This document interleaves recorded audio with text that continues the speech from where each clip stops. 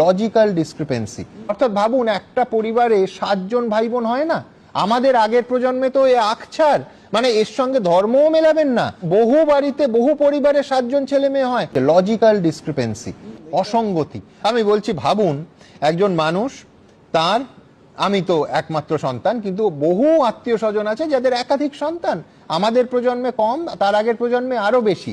এবার ধরুন, এই এআই এর ভয়ঙ্কর আমি দুটো উদাহরণ আপনাদের সামনে রাখবো। একটা হচ্ছে, you have been linked as son or daughter with someone who has also claimed by 6 others as father, giving suspicion of a likely incorrect match.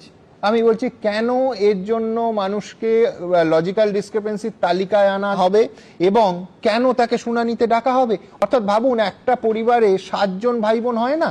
আমাদের আগের প্রজন্মে তো এ আকছার, মানে এর সঙ্গে ধর্মও মেলাবেন না। বহু বাড়িতে বহু পরিবারে 7 জন ছেলে মেয়ে হয়। সেখানে যেহেতু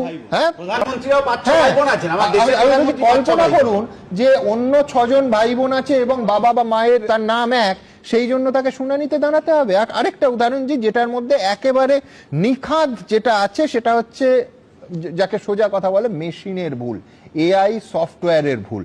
বিচিত্রভাবে আপনার নামের পাশে, ধরুন এটা আপনার নাম, একেবারে আমি অরিজিনাল দেখাচ্ছি, FLR, অনেকে ভুল করে আরো টেনশনে পাচ্ছেন, ভাবছেন FIR, নামের আগে হঠাৎ FIR কেন হচ্ছে? FIR সজল ঘোষ, এটা ভয়ঙ্কর ব্যাপার। কিন্তু ফ্লোর, অর্থাৎ এই ফ্লোর শব্দটা, আপনার কোনো দোষ নেই, আপনার ভিডিওরও কোনো দোষ নেই, তিনি আপনার নামই আপলোড করেছেন।